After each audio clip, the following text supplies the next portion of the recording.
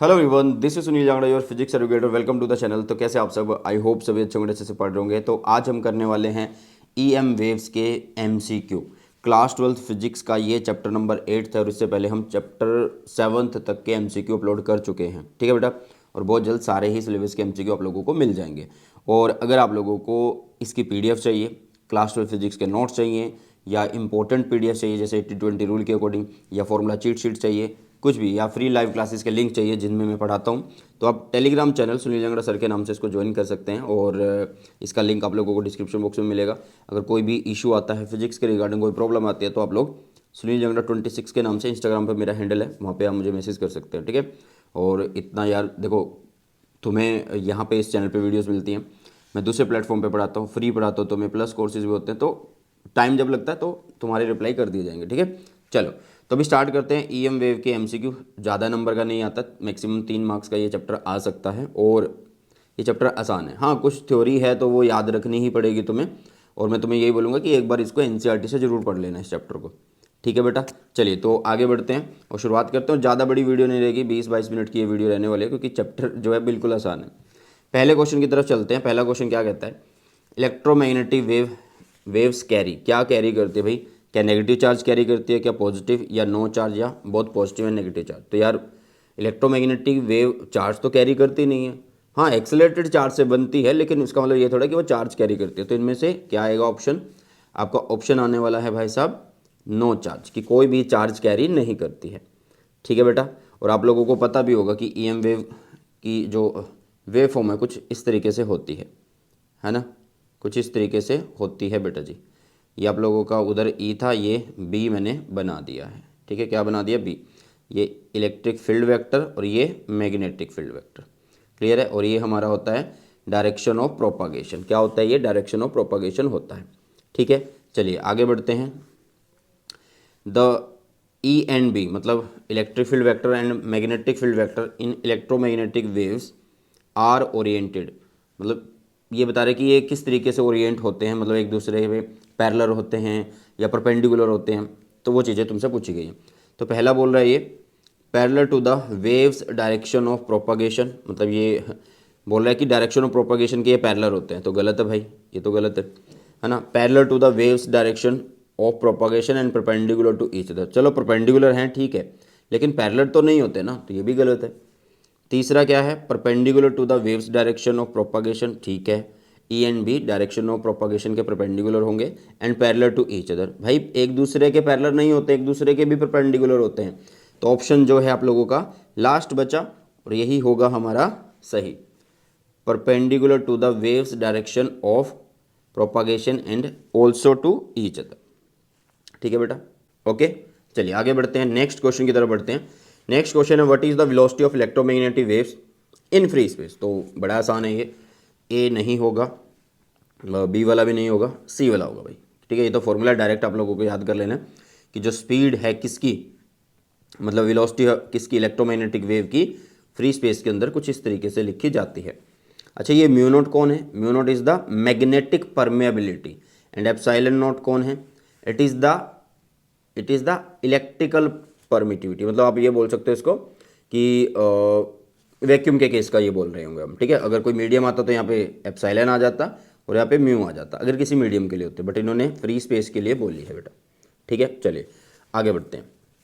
Next आता है हमारे पास in electromagnetic waves if mu E and mu M, मतलब एक तरीके से यू की तरह ही लिखा हुआ है, are mean electric and magnetic energy density. मतलब ये दोनों चीज़ें जो दी हैं ये मैग्नेटिक एनर्जी डेंसिटीज़ हैं।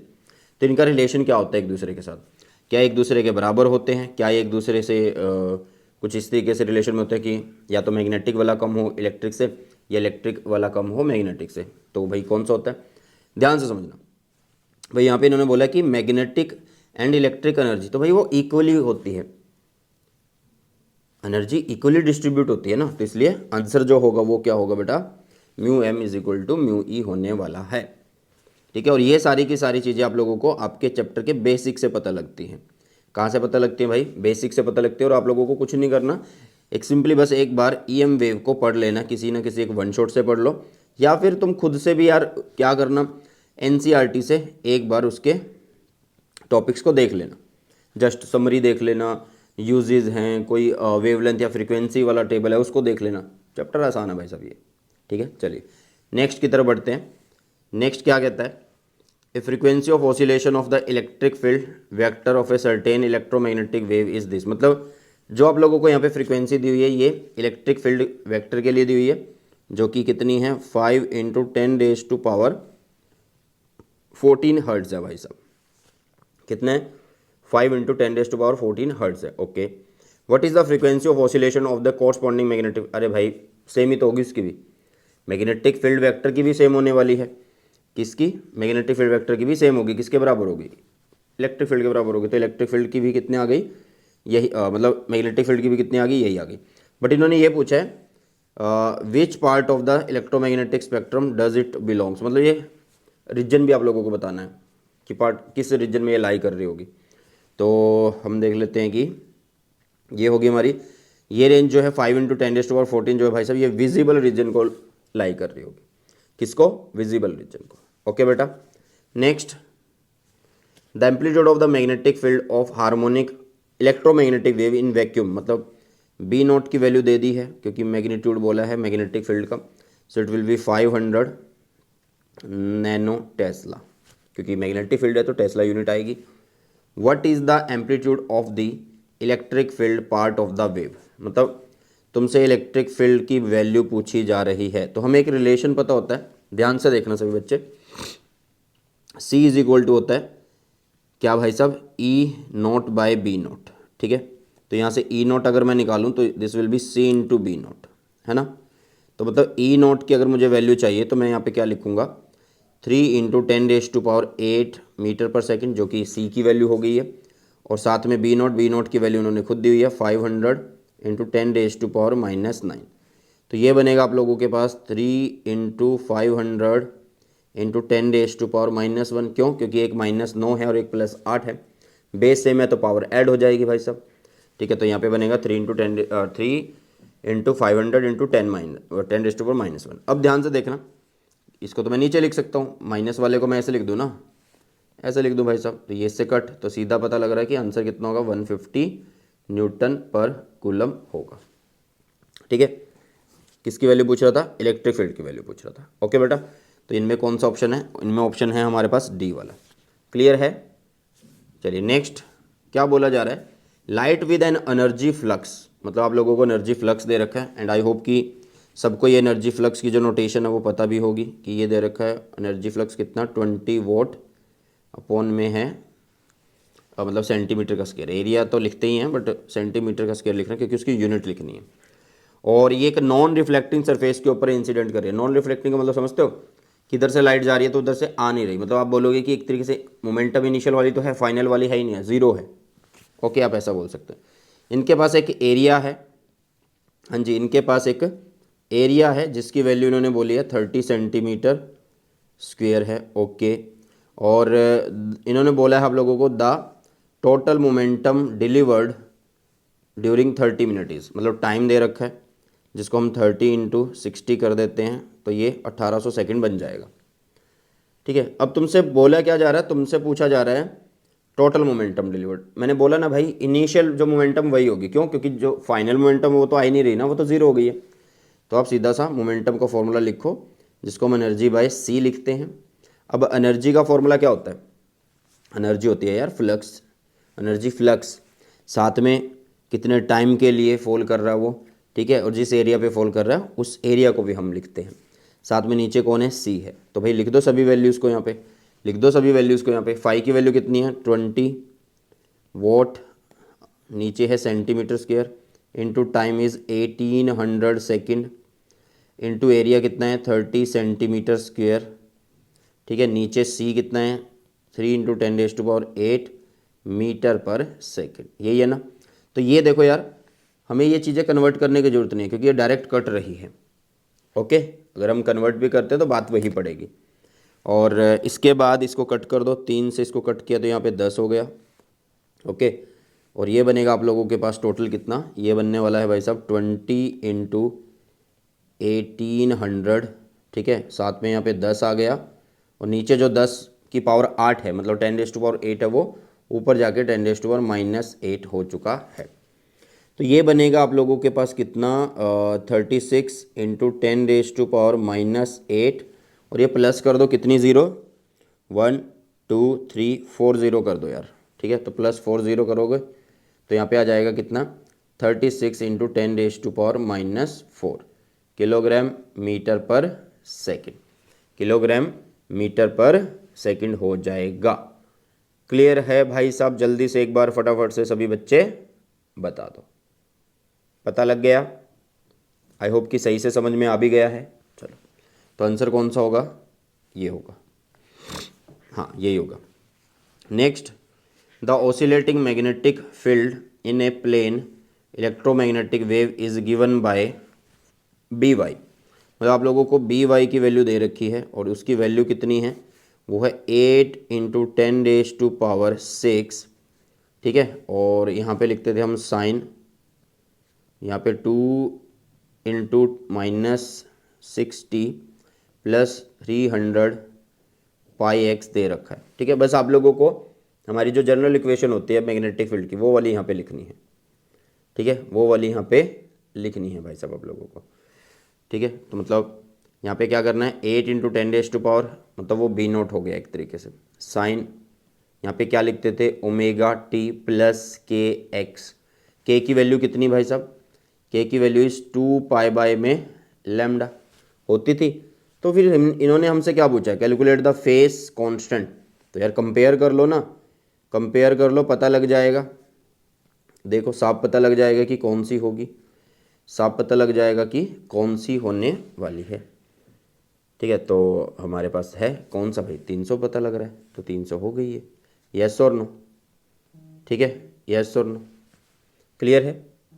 चलिए नेक्स्ट आप लोगों के सामने, विच of the following wave satisfy all the properties of wave mentioned below. मतलब कौन सी वेव ये सारी प्रॉपर्टी जो है वो जो है उनको सेटिस्फाई करती है, सेटिस्फाई करती है।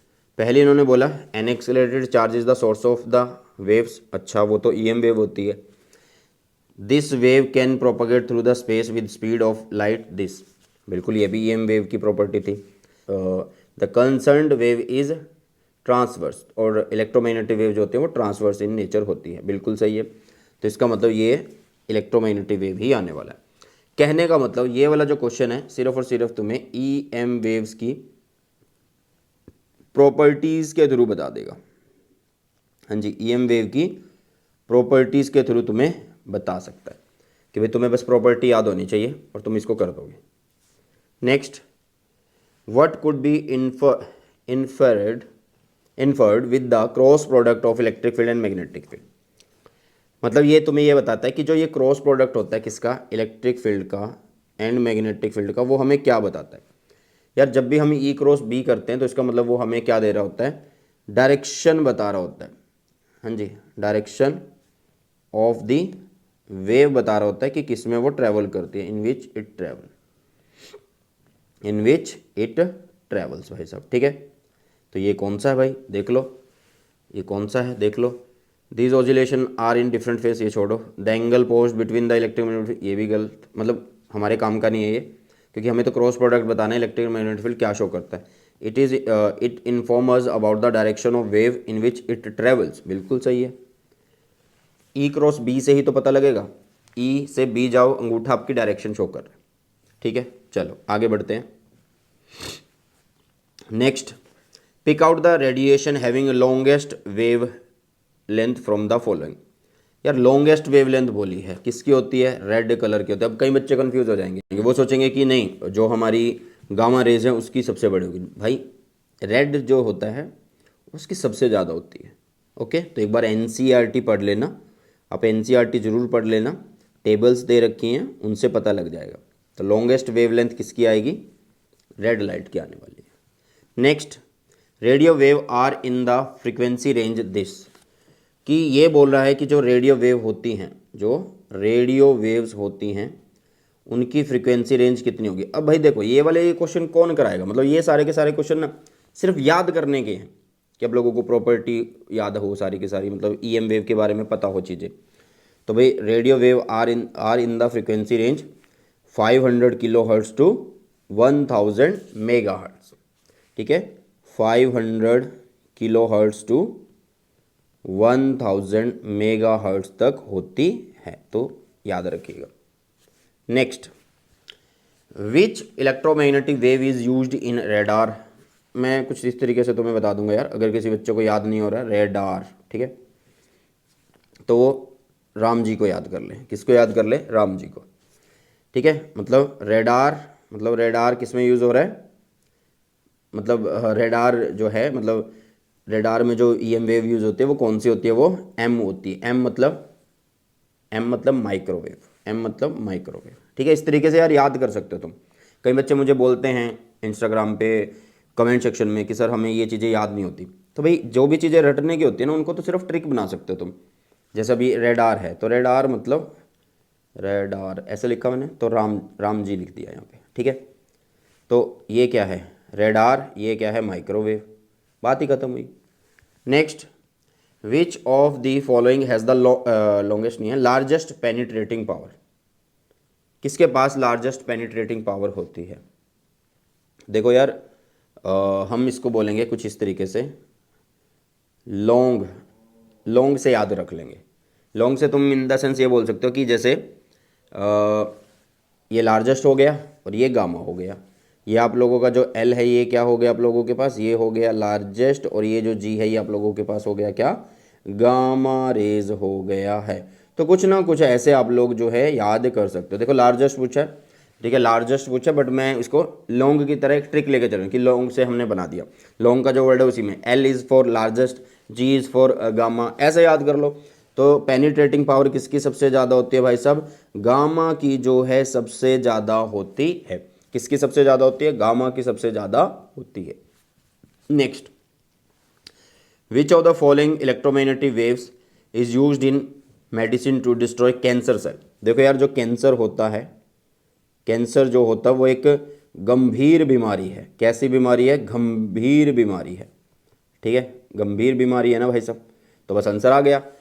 गंभीर का जी उठा लो तो गामा रेज आ गया। क्या आ गया? गामा रेज आ गया आप लोगों के पास कैंसर के सेल को डिस्ट्रॉय करने के लिए। क्लियर है? तो इस तरीके से यार तुम अपनी अपनी जो है ट्रिक्स बना सकते हो, कोई दिक्कत वाली बात नहीं है। और ये नहीं है कि ये सिर्फ मैं बना रहा हूँ, तुम भी बना सकते हो अपनी तरफ से। सिर्फ एक याद रखने का तरीका चाहिए तुम्हें, सिर्फ एक याद रखने का तरीका छोटा सा। नेक्स्ट, अच्छा ये असर्शन रीजन है। पहले हम ऑप्शन पढ़ लेते हैं कि भाई ए ऑप्शन आपने तब क्लिक करना है जब दोनों असर्शन एंड रीजन सही हो, और रीजन जो है वो करेक्ट एक्सप्लेनेशन हो किसकी? असर्शन की। और बी आपको तब सेलेक्ट करना है जब असर्शन सही हो, रीजन सही हो, बट रीजन जो अच्छे से एक्सप्लेन ना कर पा रहा हो असर्शन को। सी आपको तब करना है जब असर्शन ट्रू है बट रीजन गलत है, मतलब फॉल्स है। और डी आपको तब सेलेक्ट करना है जब असर्शन एंड रीजन दोनों गलत है, फॉल्स है, ठीक है। चलो, तो इन्होंने एक बात बोली कि हमारे पास एक पेयर है ई एक्स बी वाई, एक पेयर ये है, और एक है ई वाई बी एक्स, ठीक है, जो कि क्या है? ये इलेक्ट्रिक एंड मैग्नेटिक फील्ड है। ओके, ये जनरेट करते हैं एक plane electromagnetic wave travelling along the Z direction. Common सी बात है यार, अगर एक्स एक्सिस में कौन है? इलेक्ट्रिक फील्ड है, और आप लोगों यहाँ पे बोलो कि बी वाई में कौन है? पहले हम इस पेयर की बात कर रहे हैं, ऊपर वाली पे इस पेयर की बात कर रहे हैं, इस पेयर की, ठीक है। चलो पहले हम किस पेयर की बात कर रहे हैं बेटा? इस पेयर की बात कर रहे हैं। देखो ई एक्स बना दिया, बी वाई बना दिया, तो ई से बी जाओ, अंगूठा किधर है? जेड की तरफ, तो इधर है जेड डायरेक्शन में जा रही है भाई।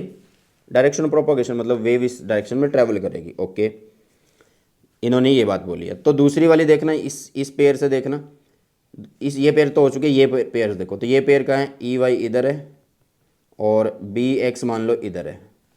तो हम वाई से बी जा रहे हैं, वाई से मतलब एक्स जा रहे हैं जो बी पे है, अंदर हो गया वो, तो उधर जा रहा है जेड, ठीक है। अब इधर है डायरेक्शन ऑफ प्रोपगेशन। तो रीज़न इन्होंने क्या बोला है? Electromagnetic wave propagate in the direction of E cross B. और इन्होंने असर्शन में एक बात बोली है कि जो यहाँ पे वेव ट्रैवल होगी वो जेड के अलोंग होने वाली है, अलोंग द जेड डायरेक्शन। अब देखो दोनों तरीके से जा रही है यार, पॉजिटिव डायरेक्शन में भी जा रही है जेड के और नेगेटिव में भी जा रही है, तो असर्शन सही हुआ। अब ये किस रूल के तहत है? क्योंकि ई क्रॉस बी है, ये रूल हमने लगाया है, उसी के तहत तो पता लगा तो रीज़न बिल्कुल सही दिया और यही इसी की वजह से असर्शन का आंसर आ रहा है। तो यार आंसर जो होगा वो हमारे पास ए होने वाला है कि दोनों सही भी हैं और रीज़न अच्छे से एक्सप्लेन भी कर रहा है। ठीक है, चलो next. Identify the part of the electromagnetic spectrum to which the wavelength 10-11 metre belongs. तो भाई ये तो रेंज याद करनी पड़ेगी, सीधा ही गामा रेज होगा। क्या होगा? गामा रेज होने वाला है 10-11 मीटर के लिए। ठीक है, 10-11 मीटर के लिए हाँ गामा रेज ही होगा। ठीक है, चलो next. Which out the following are electromagnetic wave. इनमें से कौन सी इलेक्ट्रोमैग्नेटिक वेव है भाई? तो एक्सरे है, रेडियो वेव भी है, तो साउंड वेव नहीं है। एक्सरे और रेडियो वेव जो वो इलेक्ट्रोमैग्नेटिक वेव है, तो आप दोनों ए एंड सी को बोल सकते हैं। ये ए है, ये हमारा सी है। ठीक है, सी हो गया आंसर। तो ये क्या है भाई? बहुत सिंपल सिंपल से एमसीक्यू है। नेक्स्ट 2020 में आया हुआ question. A welder wears special glass to protect his eye mostly from the harmful effect of. किससे भाई? किससे बचने के लिए पहना जाता है? यूवी रेडिएशन से बचने के लिए। हाँ जी, किससे बचने के लिए? यूवी रेडिएशन से बचने के लिए। अब इसकी ट्रिक सोचने का मुझे टाइम नहीं मिला, तो भाई बस याद कर लिया। अब तुम भी या तो याद कर सकते हो या फिर तुम इसकी ट्रिक सोच सकते हो। अगर तुम्हें ट्रिक आई है कोई दिमाग में तो इस ट्रिक के लिए मैसेज नीचे कमेंट सेक्शन में छोड़ देना। ठीक है, चलो ये हो गया आप लोगों का। वेल्डर्स जो ग्लास पहनते हैं वो क्यों पहनते हैं, किसका हार्मफुल इफेक्ट जो है कि उससे बचा जाए, यूवी अल्ट्रा वायलेट रेज का, यूवी रेडिएशन जिसको हम बोलते हैं, वही होगा। Next, electromagnetic waves used in diagnostic tools in medicines are. तो भाई वो तो होती है एक्सरेस। कौन सी होती है एक्सरेस? जब हड्डी टूट जाए, ठीक है, तो हड्डी कहाँ से टूटी है, कितनी टूटी है, वो कैसे पता लग रहा है? वो एक्सरे करते हैं हम। ठीक है, डायग्नोस्टिक टूल में इसको यूज़ किया जाता है। Okay, next, displacement current exist only when. भाई डिस्प्लेसमेंट करंट का फॉर्मूला क्या होता है? डिस्प्लेसमेंट करंट का फॉर्मूला होता है एप्सिलॉन नॉट, यहाँ पे होता है d/e/t, मतलब इलेक्ट्रिक फील्ड, इलेक्ट्रिक फ्लक्स है ये, और वो चेंज हो रहा है विद रिस्पेक्ट टू टाइम। मतलब एक तरीके से बोलो कि इलेक्ट्रिक फील्ड चेंज होने की वजह से ये सब हो रहा है। तो आंसर होगा इलेक्ट्रिक फील्ड इज चेंजिंग, क्योंकि बाकी तो हाँ बाकी नहीं बोल सकते, मैग्नेटिक फील्ड इज चेंजिंग। हाँ, आंसर जो होगा वो यही होने वाला है कि डिस्प्लेसमेंट करंट किस वजह से होता है? इलेक्ट्रिक फील्ड चेंज होने की वजह से होता है। क्या होता है कि जब हमने देखा था कैपेसिटर के केस में, कैपेसिटर धीरे धीरे चार्ज लेता है, मतलब चार्ज होता है, तो प्लस माइनस बनते जाते हैं, तो वो उसी हिसाब से फील्ड बनता जाता है वहाँ पे, और उसी हिसाब से वो फील्ड लाइंस बन रही है जिनको फ्लक्स बोलते हैं। ठीक है, चलो नेक्स्ट। ओके, तो ये थे हमारे 20+ क्वेश्चन जो हमने किए हैं, और आई होप ये वीडियो आप लोगों को अच्छा लगा। अच्छा लगा तो बेटा अपने सभी फ्रेंड्स के साथ शेयर करना। इसी के साथ इस वीडियो सेशन को करते हैं समाप्त, मिलते हैं जल्दी से हमारे नए सेशन में। सो बाय, टेक केयर, जय हिंद, वंदे मातरम।